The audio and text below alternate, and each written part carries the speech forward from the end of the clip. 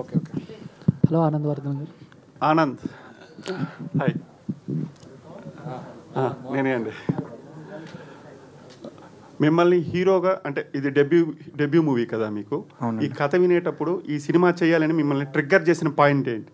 ఆ కథేనండి ట్రిగ్గర్ చేసింది. అంటే ఏం అంటే దీంట్లో 2 డిఫరెంట్ క్యారెక్టర్స్ ఉన్నాయి నావి. So for a debutante I think చాలా స్కోప్ కనిపించింది నాకు దీంట్లో. ఒక పర్ఫార్మెన్స్కి కానీ లేకపోతే ఒక ఛాలెంజెస్ చాలా ఉన్నాయన్నమాట దీంట్లో. అంటే అంత ఈజీగా చేయలేము దీన్ని. చాలా కష్టపడి కొంచెం డెడికేషన్ తోటి ఒక సిన్సియారిటీ తోటి చేయాల్సిన సబ్జెక్ట్ ఇది. సో ఐ థింక్ నాకు యాజ్ అ డెబ్యూటెంట్ చిన్నప్పుడు నేను చేసిన సినిమాల తర్వాత మళ్ళీ ఇప్పుడు వస్తున్నానంటే నాకు కూడా ఏంటంటే కొంచెం నా సిన్సియారిటీ ఏంటి, నా ప్యాషన్ ఏంటి, నా డెడికేషన్ ఏంటి, అసలు సినిమా పట్ల నాకున్న అభిమానం ఏంటి అని చూపించుకోవడానికి నాకు తెలిసి ఇలాంటి ఒక కథ అయితే చాలా బాగుంటుందని అనిపించి చేశానండి.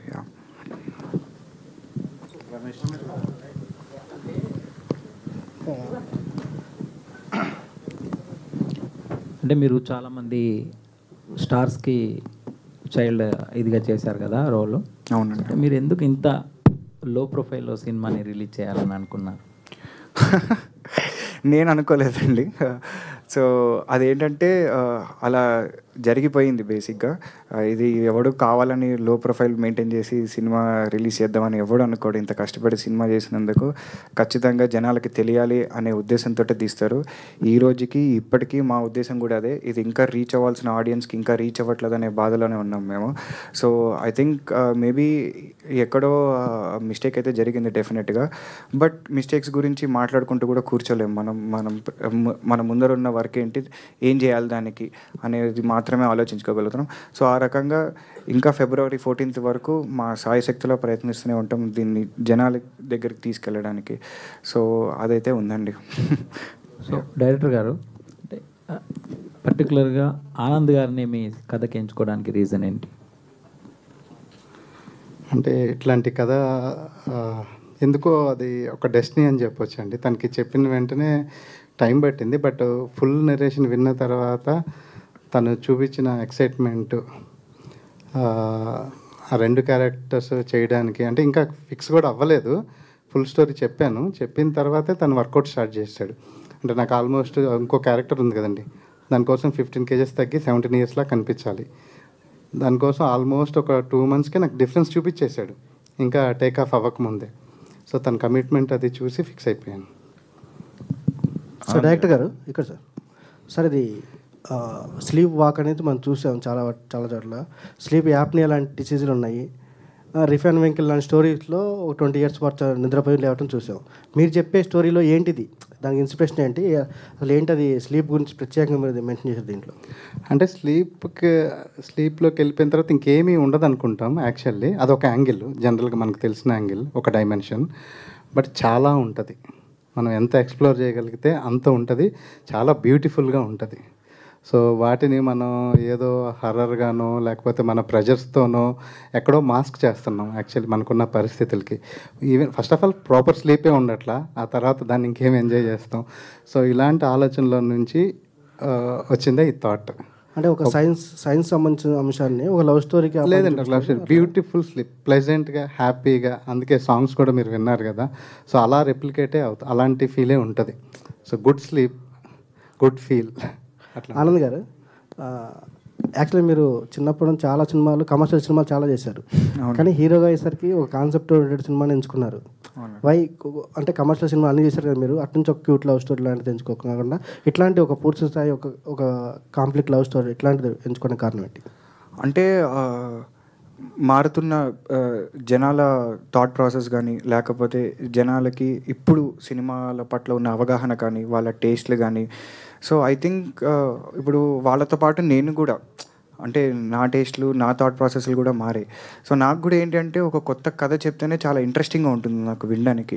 రెగ్యులర్గా అంటే అంటే మన ఫేవరెట్ హీరో కోసం మనం వెళ్ళి చూసేస్తాం సినిమా. ఓకేలే ఆయన ఏం చేసినా నడుస్తుందిలే అని చెప్పి మనం వెళ్ళి చూసేస్తాం. కానీ ఒక కొత్తోడిని తెర మీద చూడాలి, ఎందుకు వాడి మీద 2 గంటలు స్పెండ్ చేయాలి, ఎందుకు వాడి మీద ఒక 150 రూపాయలు ఖర్చు పెట్టాలి అంటే మాత్రం ఖచ్చితంగా ఏదో ఒకటి కొత్తది చెప్పాలండి, లేకపోతే జనాలు చూసే పరిస్థితిలో లేరు. అండ్ వాళ్ళే కాదు, నేను కూడా చూడను. It is real. సో అందుకని నాకేంటంటే ఏదైనా ఒక ఎగ్జైటింగ్ స్టోరీ చెప్పాలి, కొంచెం ఆఫ్ బీట్ సినిమా ఉండాలి.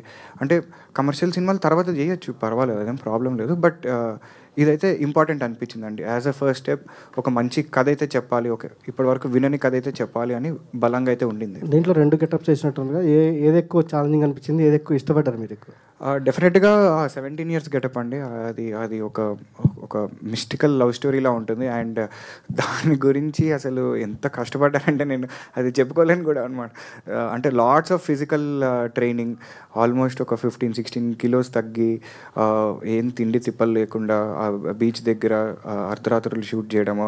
I think it was a wonderful experience. And ఆ క్యారెక్టరు లేకపోతే ఆయన రాసిన విధానం కానీ ఆ ఎపిసోడ్స్ కూడా చాలా బ్యూటిఫుల్ ఉంటుంది.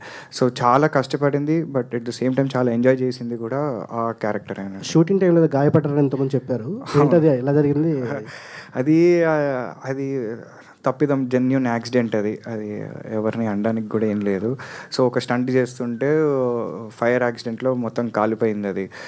అండ్ నిజంగా చెప్పాలి అంటే దాని గురించి ఎక్కువ ఆలోచించానండి నేను యాక్చువల్గా, ఎందుకంటే ఐఎమ్ ఓవర్ దట్. అవన్నీ దాటుకుని వచ్చాను నేను లైఫ్లో. సో నాకు మళ్ళీ దాన్ని గుర్తు చేసుకుని బాధపడాలని లేదు, ఎందుకంటే అది మన చాయిస్, అది గుర్తుపెట్టుకోవాలా వద్దని. సో నా చాయిస్ దాన్ని గుర్తుపెట్టుకోకపోవడమే. సో నాకేంటి అంటే అదంతా జరిగిపోయింది, బట్ ఇప్పుడు దీని నుంచి ఎలా రికవర్ అవ్వాలి, ఏంటి మనకి మోటివేషన్ అనేది మాత్రమే ఆ టైంలో important. Okay, all the best sir. Thank you so much sir. Producer గారు, ఇప్పుడు వస్తున్న సినిమాలను డిఫరెంట్గా ఉంటూ చేసుకెళ్తున్నారు. హలో. సో ప్రొడ్యూసర్ కొత్తగా ఎంటర్ అయినప్పుడు ఒక కమర్షియల్ హీరోని లవ్ బేస్డ్ సినిమాని ఇక్కడ యాక్సెప్ట్ చేస్తుంటారు. సో ఈ సబ్జెక్ట్ మీకు ఎలా నచ్చింది, ఏ పాయింట్ మీద మీరు కమర్షియల్గా ఆలోచించారు? ఈ సబ్జెక్ట్ నాకు ప్రసన్న గారు చెప్పినప్పుడు చాలా బాగా నచ్చిందండి. చాలా డిఫరెంట్గా ఉంది సబ్జెక్టు. ఈ నిద్రపోయినప్పుడు ఏం జరగటం దాని గురించి పూర్తిగా మాకు వివరించారు. ఇది కూడా మొత్తం మంచి లవ్ స్టోరీ ఉంది, మంచి యాక్షన్ స్టోరీ ఉంది, మంచి మ్యూజిక్ అనూప్ గారు ఇస్తున్నారు. మన ఆనంద్ కూడా ఈ సినిమా బాగా ప్లస్ పాయింట్ అయింది. యాక్చువల్గా నేను ఈ సినిమా మెయిన్ చేయడానికి ఫస్ట్ రీజన్ ఆనంద్. చిన్నప్పటి నుంచి ఆనంద్ సినిమాలు మనం చూస్తున్నాము. ఇతనికి మంచి లైఫ్ ఉండాలి, ఇతను గ్యారంటీగా ఫస్ట్ సినిమా కాన్సన్ట్రేషన్ చేస్తాడు, ప్రాణం పెట్టి చేస్తాడు అన్న హోప్ నాకు కలిగింది. నేను యాక్చువల్ చేయడానికి main reason Anand first. Okay, thank you. Anand గారు, మీరు ఎన్నో సినిమాలు చైల్డ్ ఆర్టిస్ట్గా హీరోలకి వర్క్ చేశారు కదా. అవును. పెద్ద హీరోలు ఏమైనా అప్లై చేయనారే ప్రమోషన్ పాయింట్ ఆఫ్ వ్యూలో ఈ సినిమా గురించి? అంటే నేను వర్క్ చేసిన వాళ్ళలో జగపతి బాబు గారు మా సాంగ్ రిలీజ్ చేశారండి. అండ్ రాఘవేంద్రరావు గారు మొన్న టీజర్ రిలీజ్ చేశారు. అంటే ఇప్పుడు అందరినీ అడుగుదాం అనుకున్నాను, కానీ ఇప్పుడు వాళ్ళు కూడా వాళ్ళ పనుల్లో బిజీ ఉన్నారు. అండ్ నాకు అనిపించింది ఏంటంటే జెన్యున్గా సినిమా చూసిన తర్వాత వాళ్ళకి ఏమైనా చేయాలి అని అనిపిస్తే అలా అయితేనే బెటర్, రాదర్ దెన్ నేనే కొంచెం ముందర వెళ్ళి ఏదో ఒకటి చేయండి అన్నది. అప్పుడు వచ్చే రెస్పెక్ట్ కొంచెం వేరే ఉంటుంది అనేది నా అభిప్రాయం అండి. సో ఐ థింక్ సినిమా చూసాక వాళ్ళకి ఎవరైనా నచ్చి ఫోన్ చేస్తే I think I will be really happy. Yeah. So hero madam నమస్తే. నమస్తే సార్. సో ఈ పర్టికులర్ క్యారెక్టర్ డిఫరెంట్గా కనిపిస్తుంది ప్రోమోస్ చూస్తే. సో మీకు యాక్సెప్ట్ చేయడానికి మెయిన్ రీజన్ ఏంటి? అసలు కెరీర్కి ఎట్లా ఉపయోగపడుతుంది అనుకున్నారు? So main reason to accept this character and the story is it's chala different and a unique story, unique concept, and I didn't know about this concept. The moment I heard it, I googled the thing that it is real or not, and my character oka NRI ammai Madhura character Peru, and she came to India for her mother and father memories. There she met Veeru, and not very different from any other character in the film, but very pure-hearted, very genuine. That's why I accept this character, and the particular concept of the story is the very different. That's why I accept this story and the character. So Prasanna గారు, sir, ఈ subject preparation అవ్వడానికి అసలు inspiration ఏంటి? అసలు ఎప్పటి నుంచి మొదలైంది? ఎంత హోంవర్క్ చేశారు? ప్రొడ్యూసర్స్ని ఎలా ఒప్పించారు? అంటే బేసిక్ ఐడియా అయితే చిన్నప్పటి నుంచి ఉందండి, నిద్రపోయాక ఏం జరుగుతుంది అని. సో తర్వాత సినిమా చేద్దాం అనుకున్నప్పుడు ఆనంద్ని కలిసినప్పుడు యాక్చువల్లీ వేరే సబ్జెక్ట్ అనుకున్నాం, కానీ కొంచెం ఎక్కువ స్పాన్ ఉన్న సబ్జెక్ట్ అది. సో ఇనిషియల్గా నేను ఫస్ట్ టైం కాబట్టి అంత బడ్జెట్స్ రావని ఈ సబ్జెక్ట్ చెప్పాను. తనకు వెంటనే నచ్చింది. అండ్ ప్రొడ్యూసర్స్ కూడా చెప్పిన వెంటనే నచ్చిందండి. ఎక్కువ కష్టపడలేదు యాక్చువల్లీ, సబ్జెక్ట్ వెంటనే నచ్చేసింది అందరికి. Okay sir, all the best. Thank you sir. Anand garu, yeah so child artist come hero and actor అంటే ఈ కాంబినేషన్ ఫ్యూచర్లో సక్సెస్ఫుల్ కాంబినేషన్ అనుకోవచ్చా? ఎందుకంటే కొంతమందికి వర్కౌట్ అయ్యింది చైల్డ్ ఆర్టిస్ట్గా చేసి తర్వాత వాళ్ళు పెద్ద అయిన తర్వాత హీరోలుగా చేసి 1-2, కొంతమంది వర్కౌట్ అయింది, కొంతమందికి వర్కౌట్ అవ్వలేదు. సో మీరు అదేమైనా అబ్జర్వ్ చేశారా? వీళ్ళలాగా నేను కాకూడదు, సో అలా. అంటే దీంట్లో మనకి మంచి ఎగ్జాంపుల్స్ ఉన్నాయి, అవును, యా కొన్ని ఇటువైపు ఉన్న ఎగ్జాంపుల్స్ కూడా ఉన్నాయి. బట్ యాజ్ ఎ పర్సన్ మనం కనుక 2 పేపర్ పైన వేసుకుని చూస్తే రెండిట్లోంచి నేర్చుకోవచ్చు ఖచ్చితంగా. అంటే వీళ్ళు ఎంచుకున్న మార్గం ఏంటి, వీళ్ళు చేసిన లేకపోతే ఏమైనా మిస్టేక్స్ లాంటివి ఏముంటాయి, సో ఎలాంటి సబ్జెక్ట్స్ తీసుకోవాలి, ఏంటి అసలు what should be the next step అనేది డెఫినెట్గా అవి చూస్తే అర్థమవుతుంది. అండ్ అంటే నేను ఎలా అంటే ఈ సినిమా చేస్తే నాకు కెరియర్కి ఎంత హెల్ప్ అవుతుంది, లేకపోతే నేను స్టార్ ఎలా అయిపోవచ్చు అని ఆలోచించుకునే రకం కాదు నేను.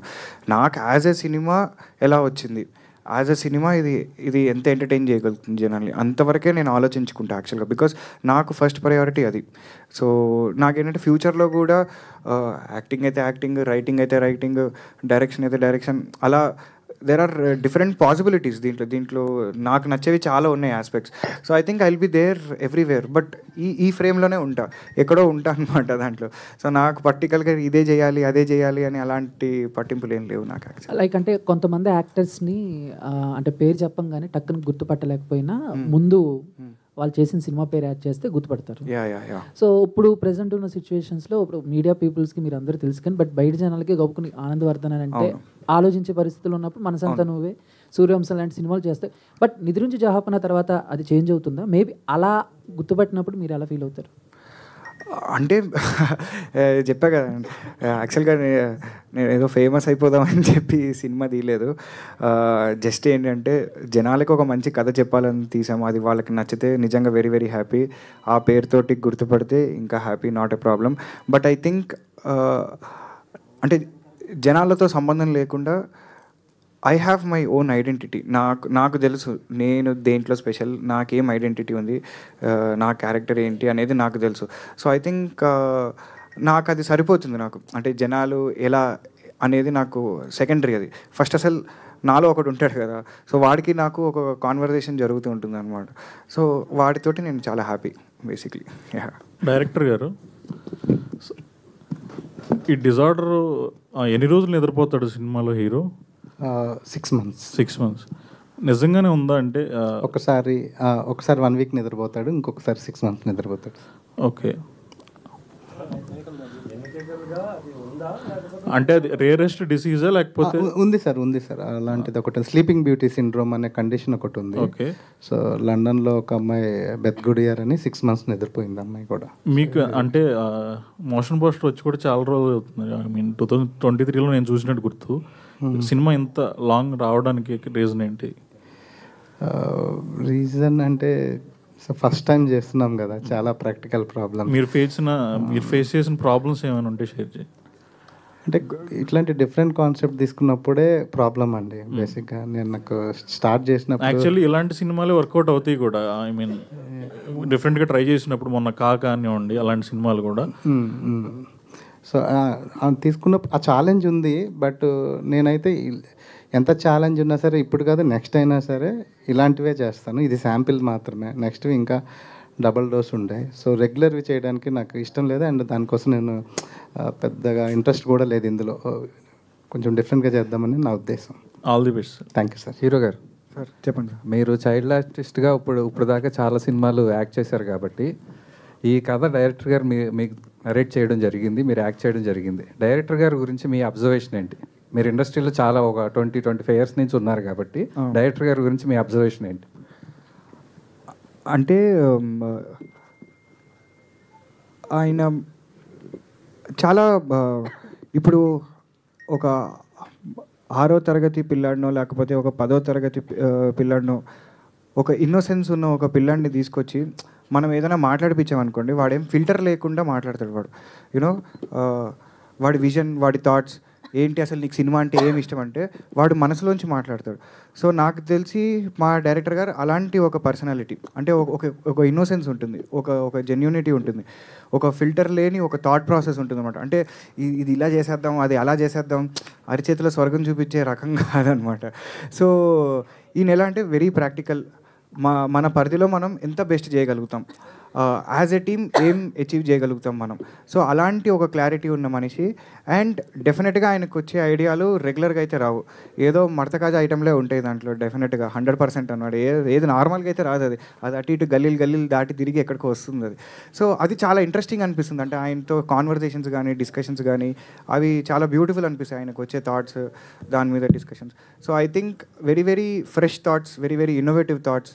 అండ్ డెఫినెట్గా ఆయనది స్క్రీన్ ప్లే చాలా చాలా పెద్ద బలం ఆయనకి. And I think he's done a great job with that. Yeah, అది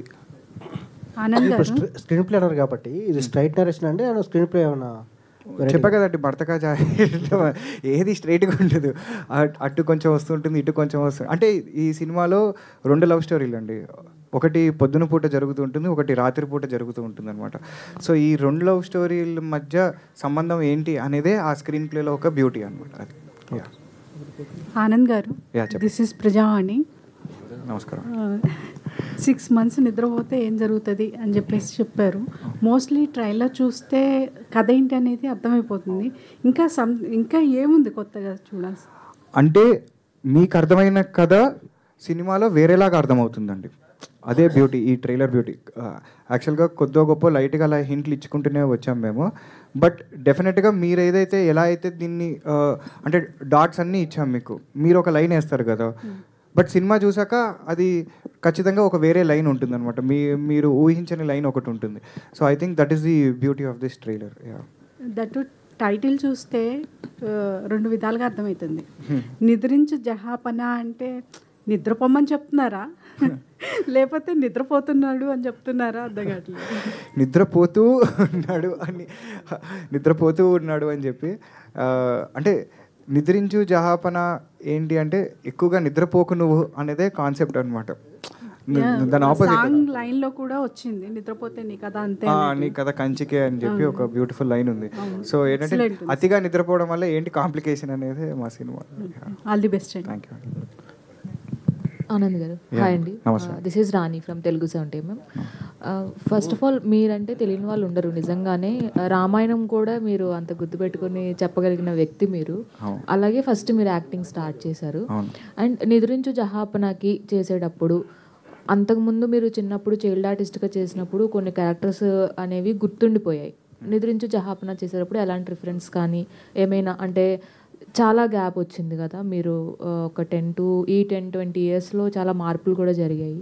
స్క్రీన్ ప్రెజెన్స్ కోసం ఎలాంటి జాగ్రత్తలు తీసుకున్నారు?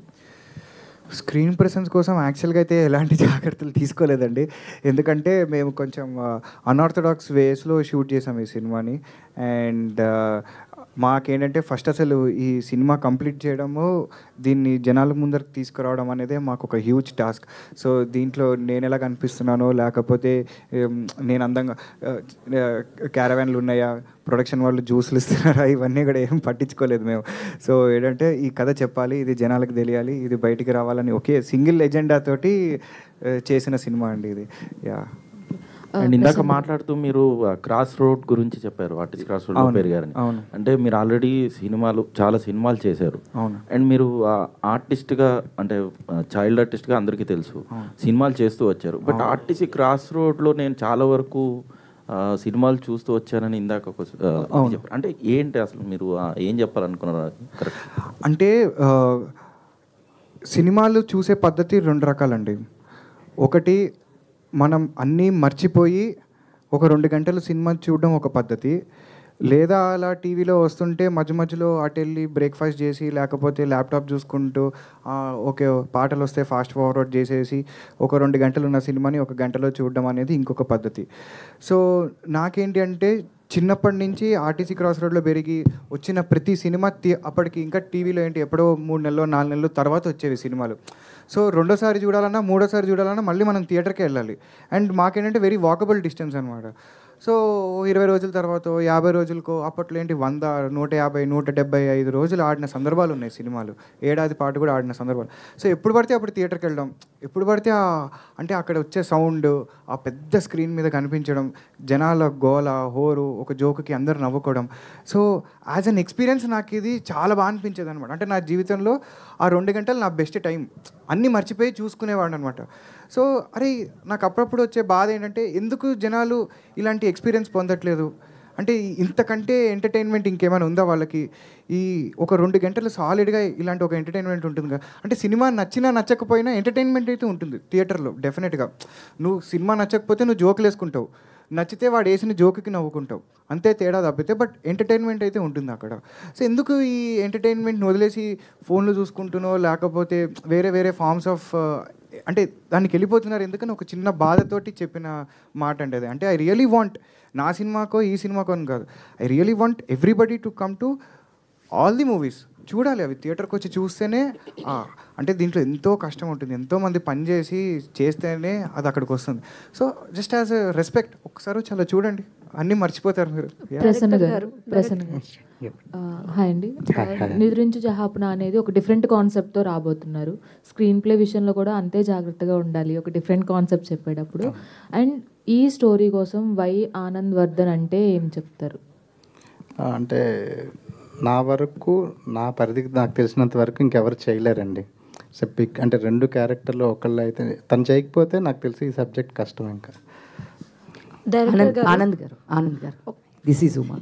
యా, మీరు సూపర్ యాక్టర్, ఎవరు చెప్పాల్సిన అవసరం లేదు, ఇన్ని మూవీస్ చూస్తూనే ఉన్నాము. సో ఎస్పెషల్లీ వెంకటేష్ గారు మీ కాంబినేషన్ ఆ చిన్నప్పుడు నాకు చాలా ఇష్టము. మీరు చెప్పారు అండ్ అందరు సినిమా గురించి అడిగారు కాబట్టి నేను క్వశ్చన్ అడుగుతున్నాను. సో మీకు ఒకవేళ ఇప్పుడు ఆపర్చునిటీ వస్తే సేమ్ వెంకటేష్ గారితో ఆ మూవీలో ఏదైనా క్యారెక్టర్ వస్తే చేస్తారా? లేదు నేను హీరో అయ్యాను కాబట్టి హీరోగానే చేస్తారా? లేదండి, నేను ఐఎమ్ ఓపెన్ ఫర్ ఎవ్రీథింగ్. నేను చెప్పా కదా, నేను సినిమా ప్రేమికుడిని. నేను it is not, I'm not self centric, I'm cinema centric. So డెఫినెట్గా మళ్ళీ అలాంటి ఒక లూజ్ షర్ట్ వేసుకుని మాయా అనమంటే I will be more than happy to do that. లేదా అదేంటి లడ్డు ఇచ్చి తినిపించమన్నా కూడా ఐఎమ్ రెడీ. అదే problem. Director garu sir, teaser trailer లాస్ట్లో క్రాకర్స్ పెట్టి అమ్మాయిని కౌగిలించుకోమన్నారు కదా, అది మీరు వాంటెడ్గా చేశారా లేకపోతే ఎక్కడన్నా రిఫరెన్స్ ఉందా? అది ప్రమాదం అని మీకు తెలియదా? అంటే రేపొద్దున కూడా నేను ఇలాగ కాల్చుకుంటూ ఉంటేనే నువ్వు రాని ఓ ప్రేమికుడు ప్రేమికురాలు రియల్గా చేస్తే దాని బాధ్యత వహిస్తారా మీరు? చెప్పండి, సమాధానం చెప్పండి.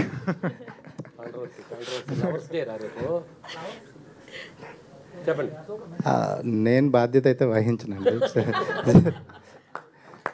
డైరెక్టర్ గారు యాక్చువల్లీ చెప్పండి, రిఫరెన్స్ ఎక్కడ నుంచి తీసుకున్నారా, ఎక్కడన్నా చూసారా అలాగా? అలాంటిది ఒక సాంగ్లో చూశానండి యాక్చువల్లీ.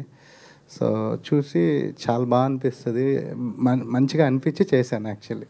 ఒక పీక్ మూమెంట్లో కావాల్సిన ఒక సీన్ యాక్చువల్లీ అది ఆ స్టోరీకి చాలా స్పెషాలిటీ ఉందండి.